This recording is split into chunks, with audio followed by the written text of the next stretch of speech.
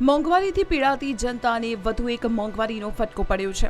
માત્ર 5 જ દિવસમાં તેલ કંપનીઓએ સામાન્ય જનતાને બીજો મોટો ઝટકો આપ્યો છે। જી હા, 15 મેના રોજ પેટ્રોલ ડીઝલ 3 રૂપિયા મોંઘું થયા બાદ હવે ફરી 90 પૈસાનો વધારો ઝીંકાયો છે અને આ નવા ભાવ મંગળવાર એટલે કે આજથી લાગુ પણ થઈ ગયા છે। પેટ્રોલની કિંમતમાં લીટરે 90 પૈસાનો વધારો કરાયો છે, જ્યારે ડીઝલના ભાવમાં 87 પૈસાનો વધારો ઝીંકવામાં આવ્યો છે।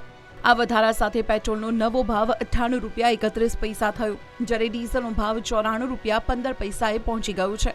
મિડલ ઇસ્ટમાં તણાવ અને હોર્મુઝ સ્ટ્રેટ બંધ થવાને કારણે હવે ફરી ભાવ વધારો ઝીંકવામાં આવ્યો છે। એક્સપર્ટ્સનું માનીએ તો કાચા તેલના વધતા ભાવોને કારણે કંપનીઓનું નુકસાન હજી પૂરું નથી થયું, એટલે કે આગળ પણ ભાવ વધી શકે છે। તો શું તમને લાગે છે કે પેટ્રોલ ડીઝલ સેન્ચુરી વટાવી જશે? તમારા શહેરમાં આજનો ભાવ શું ચાલી રહ્યો છે? કમેન્ટમાં ચોક્કસ જણાવજો।